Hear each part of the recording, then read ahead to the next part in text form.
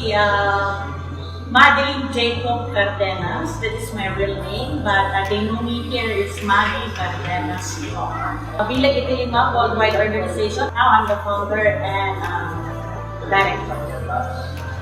I'm from Ilocos Province, Santiago, Ilocos Sur. Of course, nandito na po ako sa Malaysia nakatira dahil sinapa akong Malaysian. Nagkaroon ako nasawa ng Uche. So, presiding cyber giant. Nagsimula ang Bileg Iti Lima worldwide organization from DLS, Danlanga, Malaysia, since 2017. And from 2017, 2019, binuo namin ang Bileg Iti Lima worldwide organization. Five of course. One is from Hong Kong, Switzerland, and one in US, one in Taiwan, and so five directors worldwide. So since 2019, nabuo ang Bileg Iti Lima worldwide organization. So ang vision ng Bileg Iti Lima is to expand more chapters worldwide, more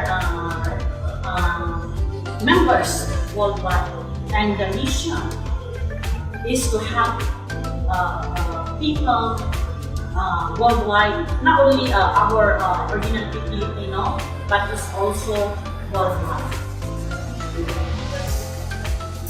And so we have 11 chapters worldwide, one in Hong Kong, one in three in Malaysia, okay, and the UK, and we have also in this KSA. We also have one chapter in this in Ilocos Sur. We have 3 chapters in Ilocos Sur. And Spain, and what else? We have 11. So, Bileg Iti Lima, we have it's not much, it's 150 members worldwide. So we still encourage more members to come and join us. But alam ko marami dito sa Malaysia yung members na or maraming chapters o iba't ibang tumubo na iba't ibang organisasyon dito sa Malaysia. So, ang dami kami na competition dito sa Malaysia. So, nahirap din namin makakuha ng members na gano'n-gano'n lang kung ano. Siyempre, marami din silang pinapasukan. Pero, iisa rin yung layunin namin na makatulong sa ating mga kababayan, Malaysia sa Pilipinas, o mga kababayan dito natin na OFW worldwide. So, yun ang vision ng organisasyon ng Bileg Iti Lima. Ang pwedeng members dito,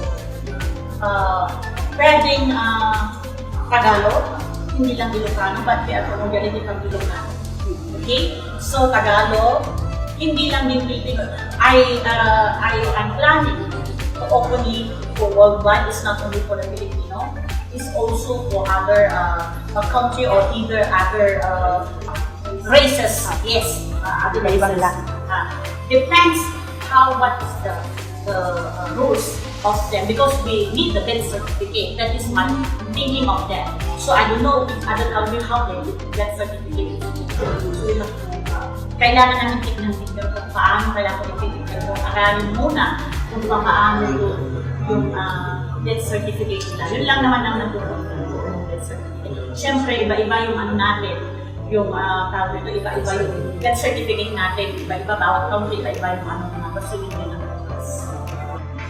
non-profit organization ang So, kapag yung members, nagpadala sila ng ating saranay, collections. So, yun yung i-release din sa tao. So, kumbaga, wala din iiwan na profit doon sa loob ng ating organization. Unless we only can get what do you call that? The percentage, 15%. We have to do that, but we have to return that one in 2 years time to the breakdown. So yun lang natin yung kumbaga, we are not profit organization. Binoto lang namin ito para makatulong sa ating mga kababayan, especially sa ating mga Pilipinas, kung meron tayong outreach program. Actually, I have an outreach program every year. Nakalagay na talaga sa policy yun na outreach program is every year. So, 2020, madami pa kami yan. So, nandiyan yung damayan na ngayon. Okay, so madami pa kami yan. We are, in Malaysia, only about 400 members during pandemic. So, madami kaming nagtutulong-tulong na, nagbigay ng mga ayuda during pandemic. So, by chapters kami noon.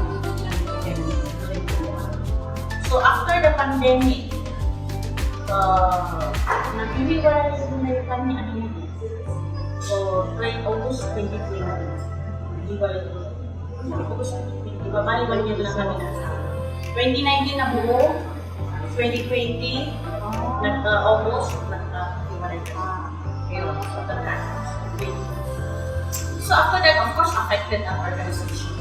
But I still could manage to stand Bileg Iti Lima for the 3 directors. One, umisplit yung dalawang director. So, 3 of us na. Again, hapon again. On 2021, one director exit na naman. So, siguro, siyempre, marami tayong hindi nagkakainin. Hindi pa kailangan. So, medyo sabihin natin na parang magkukulap rin, parang hindi ko na kaya. Gusto ko rin. Maraming trials din sa dito sa organization. Nandiyan yung criticism, nandiyan sa mga bad things or whatever. Ganun yung mga natin o naaalam natin na. So, yun. Ang aking natutunan dito, kailangan itong habaan ang pasensya. Habaan ang pasensya mo, be patient to both members, be patient sa lahat ng bagay. At saka kailangan matutukan, minsan matuto ka rin distansya. Depende din sa ng tao kung ano yung kausap ng tao. Dahil tayo naman, iba-iba naman yung natin, yung attitude natin mga tao. Like me, sinasabi lang, I'm very fierce. Very fierce daw ako, sabi nila na. So, okay. Hindi naman na ko dyan. Kaya sabi ko, pero talagang tinatayo ko pa rin ng sarili ko. Kahit mag-isa na lang ako, as founder ng Bileg Iti Lima, okay lang, very lang. Okay, ang mensahe ko sa mga members ko ay to all Bileg Iti Lima worldwide organization members. Sana nandiyan kayo lagi na nakasuporta dito sa ating organisasyon. At kahit hindi man tayo marami, nakagaya ng ibang organisasyon, pero nasasabi ko naman sa iyo at sa inyo at pinapangako ko naman sa inyo na yung organisasyon natin is still stands strong. Yun. Kahit anong mangyari, nandito pa rin ako. Habang buhay pa ako, nandito pa rin ang Bileg.